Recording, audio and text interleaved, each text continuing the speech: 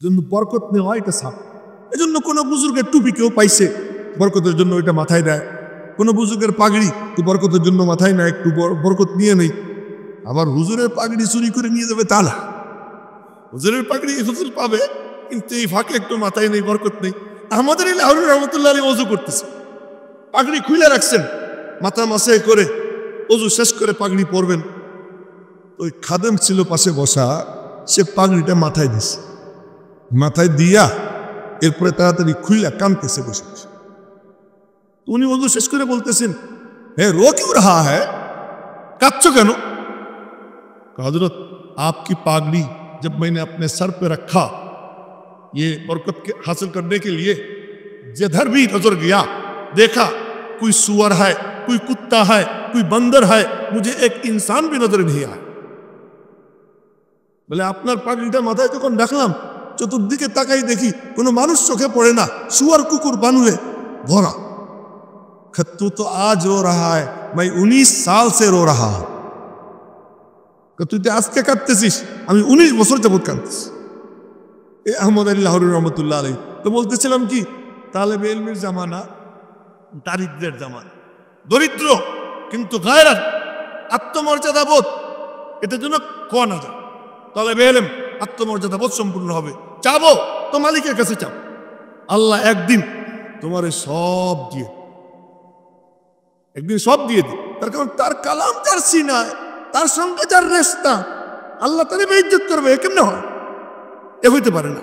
আল্লাহ তার ইজ্জত দিবেই দিবে। তাহলে বেলেমরা এই কথাটা মনের মধ্যে গাইতে রেখো। তো বলতেছিলাম যে ইমাম গাজালি রহমতুল্লাহ আলাইহি কেটে দিয়েছে, এরপর ওর জন্য বোর্ডিং খোলা। তো এই তালেবে ইলমদের কি মাকাম। ইমাম তবরানির কথা বলতেছিলাম, 3 বন্ধু গেছে, পয়সা করি শেষ, কারো কাছে চায় না। এখন 2 জন বলতেছে, আবু শাইখ আর আব্দুল মুকরি, যে আমরা আর পারতেছি না, জায়গা পয়সা করে নিয়ে আবার আসবো। ইমাম তবরানি বলে, আমি যাব না, আমি থাকবো। 5 দিন পার হয়েছে, 5 দিন না খাওয়া, তো জমজমের পানিটা নি খা। এ তো আর আবুজার গেফারি না। আবুজার গেফারি 30 দিন পর্যন্ত,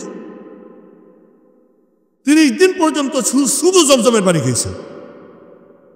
আল্লাহু আকবার কয় না ভালো করে, শুধু জমজমের পানি খেয়েছেন। হাদিস, হাত্তা তাকাসসারাত উকানু বাতনি, কেউ করে দেখি আমার পেটের চামড়ায় ভাঁজ পড়ে গেছে জমজমের পানির বরকতে। আর কিচ্ছু খান, খালি একবার জিজ্ঞেস করছিলেন গিয়ে একজন রে, মুহাম্মদ কোন জায়গা থাকে, কন্যা সাল্লাল্লাহু আলাইহি সাল্লাম। আর গণধুলাই দিছে কাফের, ওই গণধুলাই খাইয়া আর কাউরে জিজ্ঞেস করে না। পরে ওই 30 দিন পর দেখা যায় খাটো খুটো একজন মানুষ দেখা যাইতেছে, বেশ মানে হাট্টা গাট্টা, তো দেখা চেহারা দেখেও নুরানি নুরানি মনে হইল। তো বলতেছে, ভাইয়া আপনার নাম? কালি। কাহালি কাহা, আমার একটু নবীজির কাছে নিয়ে যাওয়া যায় না, আমার একটু নবীজির কাছে নিয়ে যাওয়া যায় না। কয় যে কেমনে নিব, তোরে নিয়ে গেলে একসাথে গেলে তো পরে মানুষ মারামারি শুরু করবে। আমি আর তুই হাতে থাকবো, তুই একটু দূরে থাকিস। আর যখনই আমি কোনো লোক দেখবো, আমি পেশাবের ভান করে বসে যাব। দেখেন, পেশাবের ভান করে বসে যাব। এই জন্য বলছি কি, আমি ওয়াজ করি না, হেদায়েত যে নিবার চায়, হেদায়েত যে পাইতে চায়, আল্লাহ তারে কেমনে দেয় না, কেমন তার মনের মধ্যে জজবা। আমি পেশাবের ভান করে বসে যাব, তুই হাঁটতে থাকবি।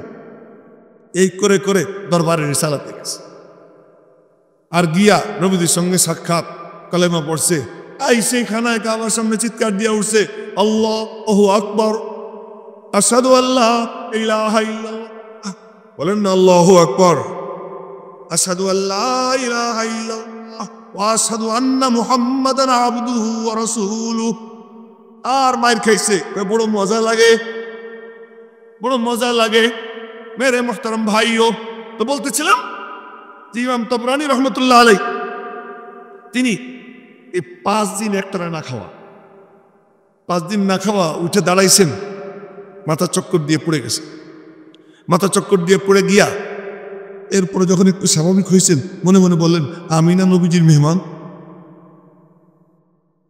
এই এতটুকু মনে মনে, আমি না নবীজির মেহমান। এক বাচ্চার যদি খিদে লাগে, মারে যদি কিচ্ছু না বইলে খালি পেটে হাত দেয়, মা তারে খাওয়ায়। আর মার মায়া কতটুকু, তার থেকে অনেক বেশি মায়া নবীজির। তো উনি রওজা পাকের কাছে গেছেন, ক্ষেত্রে কুত্রে গিয়ে সালাম দিচ্ছেন, আসসালামু আলাইকা ইয়া রাসূলুল্লাহ, সালাম আপনার উপর হে আল্লাহর রাসূল। আল জু, আর কিচ্ছু বলেন নাই। আল জু, খিদা, এই শব্দটা উচ্চারণ করছেন, আল জু, খিদা। রহমতে আলম সাল্লাল্লাহু আলাইহি ওয়াসাল্লাম রওজা পাকে বা হায়াত আল জু বইলে উনি চলে আসছেন। বেশ কিছুক্ষণ পর মসজিদের সামনে আওয়াজ শোনা যায়, আইনা তবরানি, আইনা তবরানি, তবরানি কোথায়, তবরানি কোথায়? উনি মনে মনে বলেন, আমার নাম আমার জানলো কেমনে, এ আমারে কেমনে চিনলো? তুমি কেতরে কুতরে কাছে গেছেন, হ্যাঁ আমি তো তবরানি, আপনি চিনলেন কেমনে? কাগে তুমি খাও কেন, আগে কাহিনী বলেন। বলে কাহিনী আর কি, দুপুরবেলা খায়া কাইলুলা করতেছিলাম। কাইলুলা, কাইলুলা মানে দুপুরে খাওয়ার পরে শোয়া। কাইলুলা এটা সুন্নাত। খাওয়ার পরে একটু শুয়েছিলাম, ঘুমাইছিলাম। ঘুমের মধ্যে নবীজির সঙ্গে দেখা। নবীজি আমারে বললেন, তুই খায়া আরাম করে ঘুমাইতেছিস, আর আমার মেহমান না খাইয়া রয়েছে 5 দিন যাবত। আমি বললাম, ইয়া রাসূলুল্লাহ, কে আপনার মেহমান? আমি তো জানি না। মসজিদে গিয়ে তবরানি বলে ডাক দিবি, তাহলে পাবি। নবীজি আমারে তোমার নাম বলে দিছেন। তাই বললাম, আজও তলেবে ইলম নবীজির মেহমান, তলেবানে উলুমে নবুয়ত আজও মেহমান। তবে একটা কথা, তলেব হইতে হবে। কি হইতে হবে? তলেব হইতে। সত্যিকার তলব যার থাকবে, আল্লাহ তারে দিবে। আব্দুল্লাহ ইবনে আব্বাস, গল্প এর মধ্যেই মনে হয় আটকে থাকবে, আর বাইরে বের হইতে পারবো না। আব্দুল্লাহ ইবনে আব্বাস রাদিয়াল্লাহু আনহুমা নবীজির দরবারে বসা, ওনার আব্বাও বসা, হযরত আব্বাস। হযরত আব্বাস সুবহানাল্লাহ এত দামি, মনে রাখবেন, এত দামি যে নবীজি বলেন, আল্লাহ তাআলা নবুয়ত আমারে দিয়ে খতম করছেন, হিজরত আল্লাহ পাক আপনাকে দিয়ে খতম করবে। এই জন্য নবীজি খাতামুন নবীয়িন আর আব্বাস খাতামুল মুহাজিরিন। মুহাজিরিনদের হিজরত ওনার দ্বারা শেষ হয়েছে। নবীজি ফাতহে মক্কার জন্য রওনা হয়েছেন, হযরত আব্বাস এসে ওনার সঙ্গে মিলছেন জুল হুলাইফা। কোন জায়গায়? জুল হুলাইফা। জুল হুলাইফা হলো মিকাতু আহলিল মদিনা, মদিনা ওয়ালাদের মিকা। ওখানে এসে মিশছেন। নবীজি বললেন, চাচা, এই যে হিজরত শেষ হয়ে গেল, আপনি সর্বশেষ মুহাজির। হযরত আব্বাস এত দামি, নবীজির ইন্তেকালের পরে, এটা কথা কেন বলতেছি পরে বলবো, এত দামি, নবীজির ইন্তেকালের পরে হযরত ওমর রাদিয়াল্লাহু তাআলা আনহু ওনার খেলাফত কালে বৃষ্টি হইতেছে না, তো হযরত আব্বাসকে নিয়ে মাঠে নামছেন, খোলা আকাশের নিচে। বলতেছেন যে, আল্লাহ, নবীজি থাকলে তার ওসিলায় বৃষ্টি চাইতাম, উনি তো নাই, ওনার চাচারে নিয়ে আসছি হযরত আব্বাসকে, আল্লাহ তুমি বৃষ্টি দাও। বলার সাথে সাথে বৃষ্টি শুরু হয়ে গেছে। এ হলো আব্বাসের আলী মাকা, নবীজির আপন চাচা, বয়সে নবীজির থেকে 2 বছরের বড়, 2 বছরের বড়। তো নবীজির বয়স যখন 53, ওনার বয়স তখন 55। নবীজির ইন্তেকালের সময় বয়স হলো 63, ওনার বয়স কত? 65। তো 2 বছর ব্যবধান, খুব একটা ব্যবধান না। মানুষ একটু খুশাইতো, চাচা আপনি বড় না ভাতিজা বড় জিজ্ঞেস করত। চাচা উত্তর কি দেয় শুনে, আপনি বড় না ভাতিজা বড়? হুয়া আকবারু মিন্নি ওয়া আনা আসান। বড় তো ভাতিজা, আমি একটু বুড়া। বড় তো কে? ভাতিজা। তা আমার একটু বয়স 2 বছর বেশি, এই বলতেন। হুয়া আকবারু মিন্নি ওয়া আনা মিনহু আসান্নু, উনি আমার থেকে বড়, তবে আমি একটু বুড়া। এই আব্বাস রাদিয়াল্লাহু তাআলা আনহু আব্দুল্লাহ ইবনে আব্বাসকে নিয়ে নবীজির দরবারে বসা।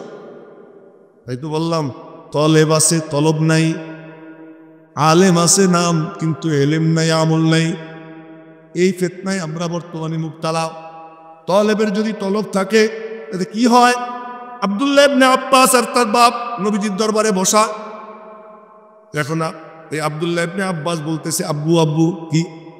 নবীজির পাশে যেন কারে দেখা যায় নুরানি চেহারার, নবীজির পাশে যেন কারে দেখা যায় নুরানি চেহারা ঝলমাল করতেছে। হয়তো আব্বাস এরকম তাকাইতেছেন, আমি তো দেখি না, আমি তো দেখি না।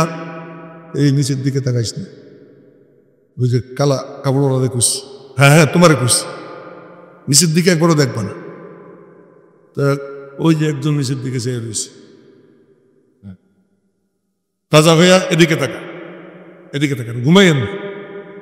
আচ্ছা, সবাই বলতেছে এই কোন ধরনের মানে লোক এসে গেল না, যা মনে করে করুক, আমার কিছু আসে যায় না। আমার আবার দ্বিতীয়বার এখানে দাওয়াতে আসবো এই চিন্তা মাথায় নেই, এখন যা পারি বলে যান। এখন দুইজন বসা, এই অবস্থায় আবু নবীজির পাশে একজন নুরানি চেহারার লোক দেখতেছেন। বাপে তাকাই তুই, আমি তো দেখি না। নবীজি বললেন, কি দুই বাপ বেটা কি গুসুর মুসুর করতেছেন? এই যে কোলাই বলতেছে আপনার পাশে বলে কারে দেখা যায়। ঠিকই তো বলতেছে। সুবহানাল্লাহ, কইতে এত গবেষণা লাগে? আরে আরো জোরে বলেন সুবহানাল্লাহ। এখন ঠিক আছে, কে? আমার পাশে জিব্রাইল দাঁড়াই রয়েছে। জিব্রাইলকে চামড়ার চোখ দিয়ে দেখতেছে 8-10 বছর বা 11-12 বছরের বাচ্চা। কেন? ওই যে ভিতরে যে এলেম পাওয়ার তামান্না, আর আল্লাহ পাকের পক্ষ থেকে নবীজির মাথায় ঢাইলা দেওয়া হয়, আর নবীজি দোয়াও করে দিলেন, আল্লাহুম্মা ফাক্কিহু ফিদ্দীন ওয়া আল্লিমহু ইলমাল কিতাব ওয়া আল্লিমহুল কিতাব ওয়াল হিকমা। আল্লাহ তুমি ওকে দ্বীনের পরিপূর্ণ বুঝ দান করে দাও। দোয়া পাইছেন তো রইসুল মুফাসসিরিন হয়ে গেছে। রইসুল মুফাসসিরিন শুধু হয়েছেন তাই না, হযরত ওমর রাদিয়াল্লাহু তাআলা আনহু 22 লক্ষ বা 26 লক্ষ বর্গমাইল এরিয়ার যিনি বাদশাহ, খলিফাতুল মুসলিমিন, খলিফায়ে রাশেদ, ওনার মজলিসে শুরা, ক্যাবিনেট মেম্বার ওই বাচ্চা। তখন বয়স কত হয়েছে? 13। আবু বকরের 2 বছর 15। ওমর রাদিয়াল্লাহু তাআলা আনহুর খেলাফতকালে ওনার বয়স শুরু হয়েছে কত? 17, আরে 16।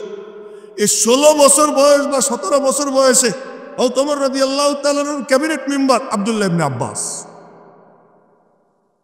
ইন্নাল ইলমা ইয়ারফাউল মামলুকা ইলাল মুলুক। ইলম গোলামকে বাদশা বানাইয়া দেয়। সুবহানাল্লাহ, জোরে সরে কয় না? সবচেয়ে বড় দৌলত, বড় ধনী সে যার সিনার মধ্যে আল্লাহ পাকের কালামের ইলম আছে। তার থেকে বড় ধনী আর কেউ না, সে সবচেয়ে বড় ধনী। এই জন্য বলছি তালেবানে উলুমে নবুওয়াত তলব লাগে। যার ভিতরে তলব আছে আল্লাহ তারে দিবে। আজকে যারা এখানে উপস্থিত সবাই তলেবে এলেম। ঘটনা চক্রে আমি পাপী গুনাহগার, এই মুহূর্তে কিছুক্ষণের জন্য আমি উস্তাদ। কোনো আপত্তি আছে নাকি আপনার? এটাও একটা মাদ্রাসা, এটাও কি একটা মাদ্রাসা।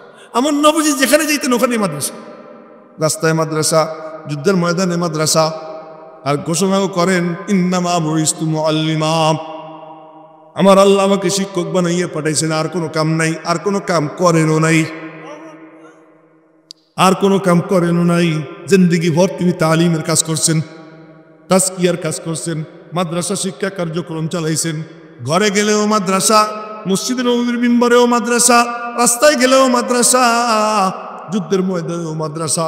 এই মাদ্রাসার কার্যক্রম চালাইছেন আর বলছেন ইন্নামা বুইস্তু মুআল্লিমা। আজীব ব্যাপার, একটা ঘরও বানান নাই, মসজিদটাও বানান নাই। মসজিদ শুধুমাত্র খেজুর গাছ কাইটা, খেজুর গাছের কাইটা ওর খাম্বা, আর খেজুরের ডাল হলো তার ছাউনি, আর কোনো ছাদও দেন নাই। নিজের ঘর, ঘরেও কোনো ছাদ দেন নাই। ওই ঘরটা কেমন ঘর? মুরগির খোপের মতো ঘর। এখনো মিউজিয়ামে আছে ওই ঘরের নমুনা, নবীজির ঘরের নমুনা। যে কেমন ঘর ছিল বলে মিউজিয়ামের মতো, মিউজিয়ামের মধ্যে আছে মুরগির খোপের মতো ঘর। 9 বিবির জন্য 9টা ছোট ছোট কামরা। ওই কামরা নিয়া মসজিদে নববীর পাশে যেখানে রওজা পাক, ওই জায়গায় 9 বিবি নিয়ে থাকতেন। ওই জায়গায় 9 বিবি নিয়ে থাকতেন। একটা ঘরও বানান নাই, একটা রাস্তাও নির্মাণ করেন নাই। ও মেরে মোহতারাম ভাইও, কোনো রাস্তাও নির্মাণ করেন নাই, কোনো ঘরও নির্মাণ করেন নাই। কিন্তু কি করছেন? আল্লাহ আল্লাহ মুস্কি হাসি নিয়া সারাক্ষণ আল্লাহ পাকের কালামের নূর সিনাই নিয়া যারা সামনে আসতো তাদেরকে বলতেন, মনোযোগ দিয়ে শোনো, আলা আলা। এই আলা মানে মুতানাব্বে হো যাও, সাবধান হও, সতর্ক হও, মনোযোগী হও, কান খোলো, দিলের দুয়ার খোলো, চোখ আমার দিকে দাও, মুতাওয়াজ্জি হয়ে শোনো। একটা কথা বলে দেই, কাফেররা কেন হেদায়েত পায় নাই? নবীজি নিজে কোরআন শরীফ পড়ছেন, আবু জেহেলের সামনে, উমাইয়ার সামনে, উতবার সামনে, সাইবার সামনে, ওলীদ ইবনে উতবার সামনে নবী নিজে কোরআনে কারীমের তেলাওয়াত করেছেন। এরপরেও হেদায়েত পায় নাই। কেন পায় নাই? আল্লাহ পাক বলেন ওরা নিজেরা বলে অকালু কুলুবুনা ফি আকিন্নাহ। মনে রাখবেন উলামায়ে কেরামের দায়িত্ব বুঝানো, মানানো উলামায়ে কেরামের দায়িত্ব না। কি বলছি কথাটা কি বুঝে আসছে? উলামায়ে কেরামের দায়িত্ব বুঝানো, মানানো, এটা দায়িত্ব। দায়িত্ব হলো বুঝানো। এখন বুঝ নিবেন কি নিবেন না ফয়সালা আপনার। ওই কাফেররা কি কয়? অকালু কুলুবুনা ফি আকিন্নাহ। তারা বলে আমরা আমাদের দিল পর্দার মধ্যে ঢাইকে রাখছি। অফি আদানিনা ওয়াকর। ওই যে একটা ঘুমায়, এটা কি বুড়া না জুয়া?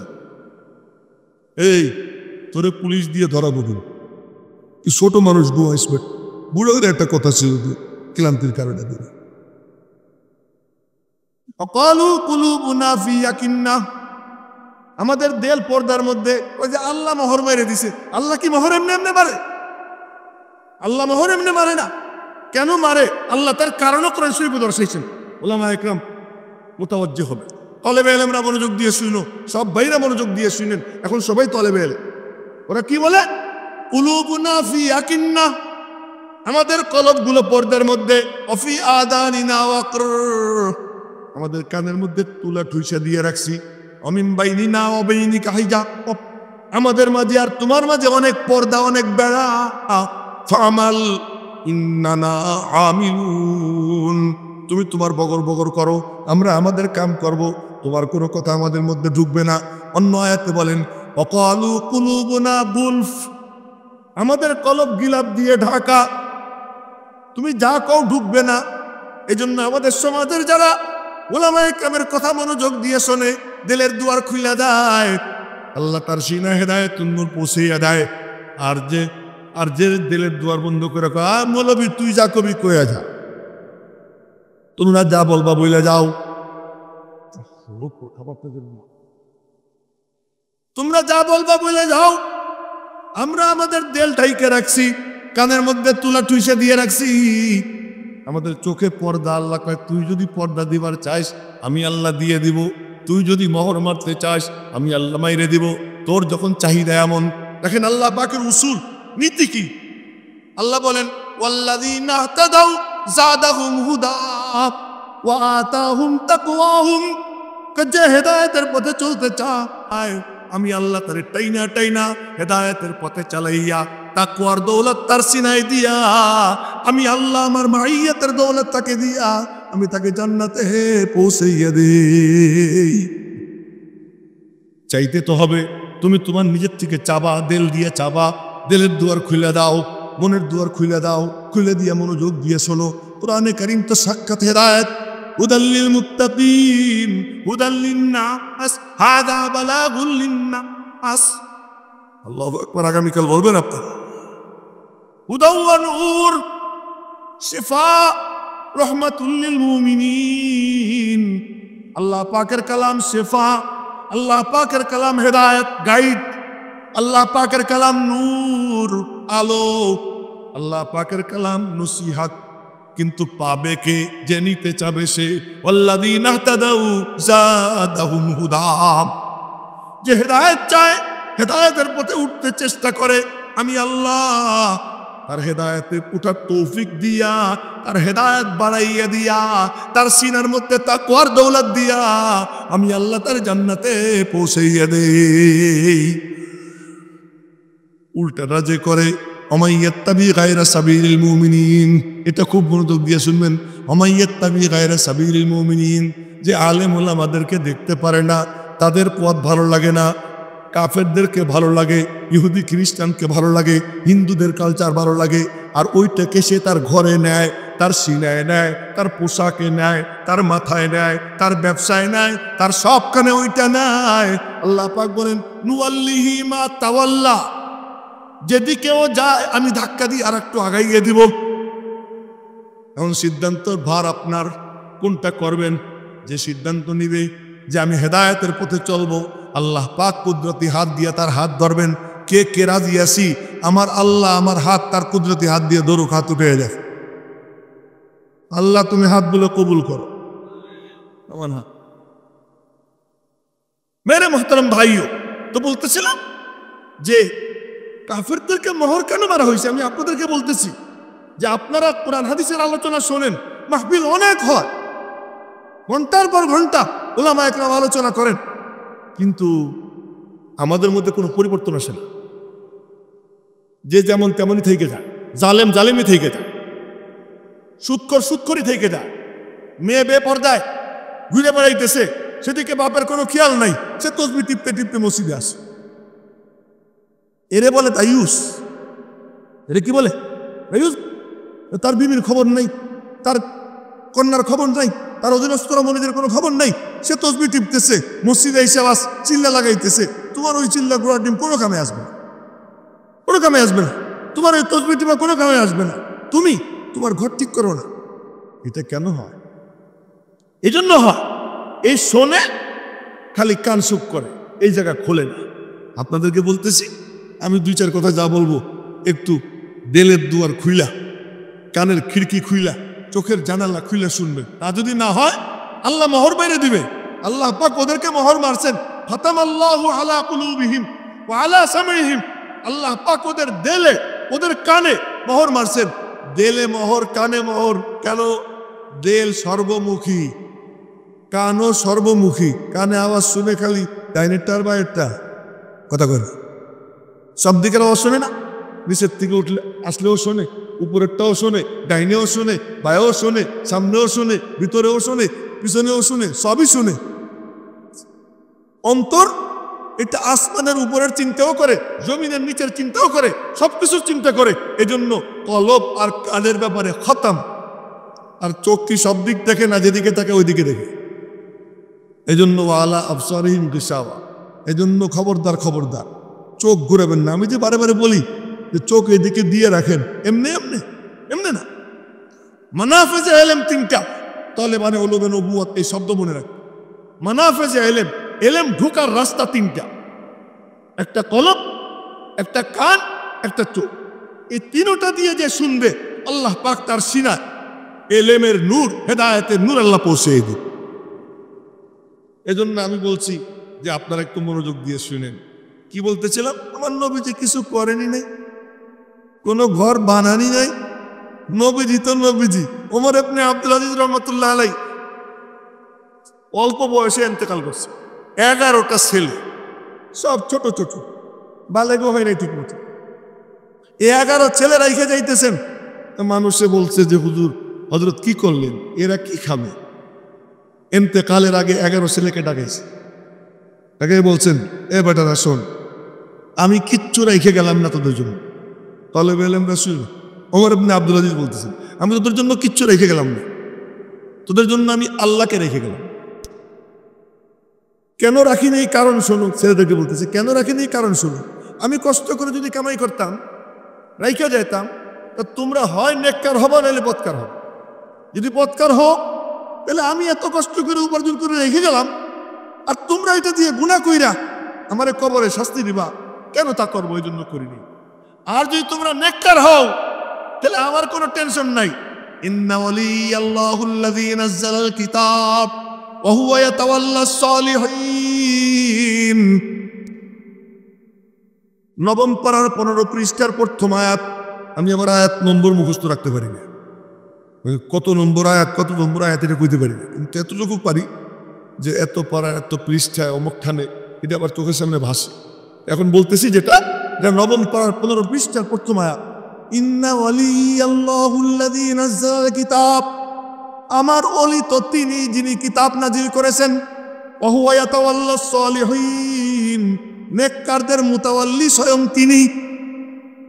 আল্লাহু আকবার কয় না? যদি আমি তোরা যদি নেককার হয়ে যাস, তো তোদের মুতাওয়াল্লি হবেন কে? তা আমার কি টেনশন করার দরকার? তো যদি ওমর ইবনে আব্দুল আজিজ নবীজির ইন্তেকালের 99 সঙ্গে থেকে 11 বাদ দিলে কত থাকে? 89। কত? 89।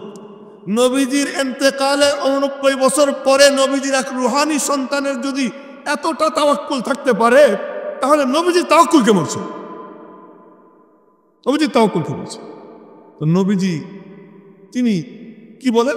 লা নূরাসু, আমার থেকে কোনো সম্পদের উত্তরসূরি কেউ হবে না। আমি মুরিস হব না, আমার ওয়ারিস কেউ হবে না। মা তারাকনা সাদাকা, যা সম্পদ রেখে গেলাম সব সদকা, আমার থেকে এক কানা পয়সা কেউ পাবে না। ওমর ইবনে আব্দুল আজিজের থেকে তার সন্তানরা পাইছে হলো এক একজনে 6 দিরহাম। কয় দিরহাম?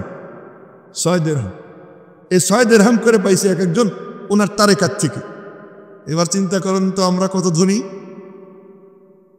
আমরা কত ধনী। আমাদের পূর্বসূরীরা কি দাপট, কি দাপট ছিল তাদের। আমরা তো আসলে এখন শুধু ওয়াজ করি কিন্তু নিজের বলি না। আরে বাদশাহ ঔরঙ্গজেব আলমগীর রহমতুল্লাহ আলাই 22,000 হাদিসের হাফেজ ছিল। 54 বছর হুকুমত চালাইছেন, 54 বছরের মধ্যে একটা পয়সাও নেন নেই। নিজে হাতে কোরআন শরীফ লিখতেন, ওনার হাতের লেখা এক পারা কোরআন শরীফ এখনো দেওবন্দের কুতুবখানায় আছে। জোরে কন্যা আল্লাহু আকবার। ওই নিজে হাতে কোরআন শরীফ লেখা ওইটারে বিক্রি করতে, ওই পয়সা দিয়ে সংসার চালাইতে। যখন তিনি বাদশাহ, সে বাদশাহ থাকাকালীন একটা হলো সরকারি বাবুর্চিখানা আর একটা ওনার নিজের বাবুর্চিখানা। তো ওনার যে বাবুর্চিখানায় সরকারি কর্মচারী দেয়, এই 1 মাসের মধ্যে ঊর্ধ্বতন কর্মকর্তাদের সাথে যোগাযোগ করে নিজেরে বদলাই না, যে আমি আর এখানে থাকবো না, আমার অন্যখানে দেয়। কেন? ওনার নিয়ম হলো উনি 1 সের খিচুড়ি পাকাইতে কইতেন। 1 সের মানে 500 গ্রাম। এই খিচুড়ি পাকাইয়া অর্ধেকটা নিজে রাখতেন, অর্ধেকটা বৌড়ে দিতেন ভিতরে। বাবুর্চি কাজে কি রে, কিছুই তো থাকে না, এখানে থেকে গেলাম। এরকম বাবুর্চি খালি পাল্টাইতে পাল্টাইতে পাল্টাইতে পাল্টাইতে একজন কয় কি যে কেউ টেকে না, আমি যাব। যে কইছে হুজুর আমি আপনার খানা পাকাবো। তুই কেন, কেমনে, তুইও তো 1 মাসের বেশি থাকবি না। কয় না, আমি ওয়াদা দিলাম আমি থাকবো। তাহলে পাক্কা ওয়াদা? হ্যাঁ পাক্কা ওয়াদা। আচ্ছা তাই থাক। এখন খানা পাকায় ওই নিয়মে, অর্ধেক উনি রাখেন, অর্ধেক বাসায় দেন। ও তো আগে কিছুই পায় না, ওর তো সরকারি খাবার আছে, অতিরিক্ত কিছু পায় না। মনে মনে কি করা যায়। একদিন খিচুড়ি তো লবণই দেন, লবণই দেন। তো উনি ওই ভাগ করে অর্ধেক ভিতরে পাঠাইছেন, অর্ধেক নিজে খাইছেন, ওরে একটু দেন নাই। ওর দিকে তাকানো নেই, কিচ্ছু বলেন। দেখতো বিরাট প্রেশারের রুগী মনে হয়, লবণ ছাড়া খাইয়ে ফেলে এলো। আচ্ছা ঠিক আছে। কয়েকদিন পরে করছে কি, লবণ দিছে 3-4 গুণ। তো উনি ওইটারে ভাগ করে অর্ধেক বাসায় পাঠাইছে আর অর্ধেক মুখে দিয়ে তার দিকে একবার শুধু তাকাইছে, আর কিচ্ছু বলেন নাই, খাই ফেলেছে। খাওয়া শেষ করে পরে পরের দিন বললেন যে আয়েন্দা কাল 1.5 সের পাকাই, প্রতিদিন তো 1 সের পাকাও, আগামীকাল 1.5 সের পাকাও। 1.5 সের পাকাইছে। কি করবে আল্লাহ জানে। তো উনি বাসায় পাঠাইলেন 3 ভাগের 1 ভাগ, আর বাকিটা পুরা বলে আমার কাছে নিয়ে আসো। অর্ধেক খাইয়া বললেন 9টা প্লেট আনো, 9 প্লেটে রাখো একটু একটু করে, 9 ভাগ করে। এইটা যে আমার যে নবরত্ন 9 মন্ত্রী আছে, বাচ্চা মোগল বাচ্চাদের নবরত্ন ছিল 9 মন্ত্রী, এই 9 মন্ত্রীরে গিফট দিবা যে বাদশা পাঠাইছে। তো খাঞ্চে করে নিয়ে গেছে, মন্ত্রীদের কাছে খবর গেছে, কয়েক মাইল দূরে আইসা ওইটা নিছে, বাদশার হাদিয়া নিছে। আর এক একজনে ওই বাবুর ছেড়ে 1 লাখ রুপিয়া করে দিছে, 1 লাখ টাকা করে দিছে, 1 লাখ টাকা করে দিছে। তো এরপরে বাবুর से গেছে, যাওয়ার পরে কে পৌঁছাया है? जी हाँ। कुछ मिला है? उन्होंने तुम्हें कुछ दिया है? তো হযরত এত দিছে যে আমার 10 বংশ চলে যাবে। আমার এক একজনে 1 লাখ করে দিছে। তো বললেন যে ফের আয়েন্দা সে লবণ ঠিক সে ঢালা করো, আগামী থেকে লবণ ঠিক মতো দিও। আচ্ছা, এই গল্প স্বল্প এসে গেল। বাদশাহ হইলেই তো বাচ্চাদেরকে পাম দিত। ওলামা একরাম জানেন যে মুতানাব্বির যে আছে, দেওয়ানে মুতানাব্বি, আরে পামের পা না, বাদশারে পাম দেয়। তো ওই পাম দিয়ে দিয়ে পয়সা খায়। ওই জামানায় ছিল কবিরা বাদশাহ ঔরঙ্গজেব আলমগীরে ওই মানে প্রশংসা সুযোগ কবিতা লেখা দলে দলে গেছে শোনাবে। উনি বলছেন কোনো অনুমতি নাই, অনুমতি নেই। কবিরা গিয়া মন্ত্রীদের সাথে যোগাযোগ করছে। মন্ত্রীরা কয় যে হুজুর, হজরত, এগুলো তো কুত্তা, দিবেন তো খাবে চলে যাবে, আর না দিলে ঘেউ ঘেউ শুরু করবে। যেমন বর্তমান জামানার মিডিয়া, যদি কাউরে ধরে একদম ছিঁড়ে ফেলে, ওই জামানার এরকম কবিরা ছিল। এই জন্য এদেরকে কিছু দেওয়া লাগে। ঠিক আছে, ওদের বড় কবি যে ওরে ডাকো, ওরা সেরা কবি যে তারা ডাকে, তো সেরা কবি যে তারা ডাকছে, শোনাও क्या सुनाना चाहते हो, শোনাও কি শোনাবা। তা কয় কি, আয় কে তাজে দৌলত বরসরত, এই এতটুকু বলছে, আয় কে তাজে দৌলত বরসরত। যে এতটুকু বলার সাথে সাথে ভাষা আরব মধ্যে বলতেছেন, আয় শায়ের আরুজ মিদানি, আরুজ জানো, তার মানে শেরের একটা ওজন আছে, সেই ওজন সম্পর্কের খবর আছে। এখন চিন্তা করে দেখে সাংঘাতিক ভুল করে ফেলেছে। এখন কাকে নামি দানাম না জানি না, উনি বললেন বক্সিদাম, মাফ করে দিলাম।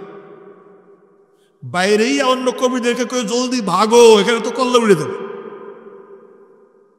এই বাচ্চা মানে বলার মাকসাদ হলো কি, যে এই রাস্তাটা এমন রাস্তা, যারা তার উত্তরসূরি তাদের মূল সম্পদ হলো গায়রাত, আত্মমর্যাদাবোধ। সম্পদ, টাকা পয়সা, এটা তাদের মূল সম্পদ না, এটা মূল সম্পদ না। মূল সম্পদ তাআল্লুক মা আল্লাহ। মেরে মোহতারাম ভাইও, তো আমি আপনাদেরকে শেষ করতেছি আর 2-4 মিনিট। তা হলো যে নবীজি তিনি কিচ্ছু করেন, কিন্তু কি করছেন, এই আল্লাহ পাকের দেওয়া ইলম, নূর, এইটা কিছু লোকজনের সিনায় দিয়া তাদেরকে মানুষ হিসেবে গড়ে দুনিয়ার থেকে বিদায় নিয়েছে। এমন মানুষ দুই এক মানুষ যে জায়গা দিয়ে গেছে, তার গায়ে বাতাস লাইগা ওই বাতাস যতদূর পর্যন্ত গেছে, আল্লাহ তাআলা অতদূর পর্যন্ত হেদায়েতের হাওয়া চালু করে দিছে। दुर्फेशानी ने तेरी कत्रू को दरिया कर दिया, दिल को रोशन कर दिया, आंखों को बीना कर दिया, खुद न थे जो राह पर औरों के हादी बन गए, क्या नजर थी जिसने मुर्दू को मसीहा कर दिया। শুধু কয়টা মানুষই বানাইছেন, আর কোনো কাম করেন নাই। ওই নবীজি যা করতেন মাদ্রাসাও তাই করে, আর কিচ্ছু করে না। আল্লাহর পাকের কালাম যাদের সিনায় যায়, এর উপরে যে আমেল হয়, সে নেককার হয়, সে সত্যবাদী হয়, সে ধোঁকাবাজি করে না, সমাজের জন্য বোঝা হয় না, সমাজের জন্য সমস্যার কারণ হয় না, কোনো কন্যার ইজ্জত লুণ্ঠনের কারণ হয় না, কোনো ব্যবসায়িক আস্তানায় হামলা চালানোর নেতৃত্ব দেয় না। এই সমস্ত প্রতিষ্ঠান শান্তিপ্রিয়, সত্যিকার অর্থে কিছু মানুষ তৈরি করে দেয়। আর কি করে, তুমি আমি যে গর্ব করি আমি মুসলমান, এই গর্ব করার যে সম্পদ, এই সম্পদের হেফাজত মাদ্রাসাগুলো করে। আজকে আমরা মুসলমান বলতে গর্ব করি কেন?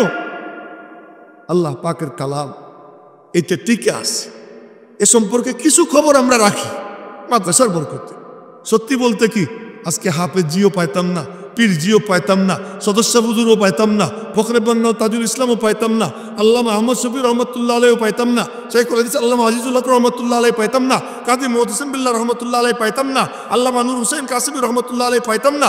এদেরকে পাইতাম না যদি মাদ্রাসা না থাকতো। মাদ্রাসার বরকতেই আশরাফ আলী থানভী, হুসাইন আহমদ মাদানী, আল্লামা আনোয়ার শাহ কাশ্মীরি, মাদ্রাসার বরকতে আজকে আমাদের মাথায় টুপি, মুখে দাড়ি, আজকে যে আমরা হালাল হারাম জানি, মাদ্রাসার বরকতে আমাদের মধ্যে শুয়ার কুকুরের মধ্যে কোনো পার্থক্য থাকতো না যদি মাদ্রাসা না থাকতো। এই জন্য যারা মাদ্রাসার টিকিয়ে রাখে, তারা যেন নবীজির দাঁত ভাঙ্গা দ্বীনের মিশনের হেফাজতের সৈনিক হয়ে দাঁড়ায়। আমরা ইনশাল্লাহ এই ফিতনার জামানায় মাদ্রাসার হেফাজতের সৈনিক হতে রাজি আছি তো ইনশাল্লাহ। আল্লাহ পাক সকলকে কবুল করুন।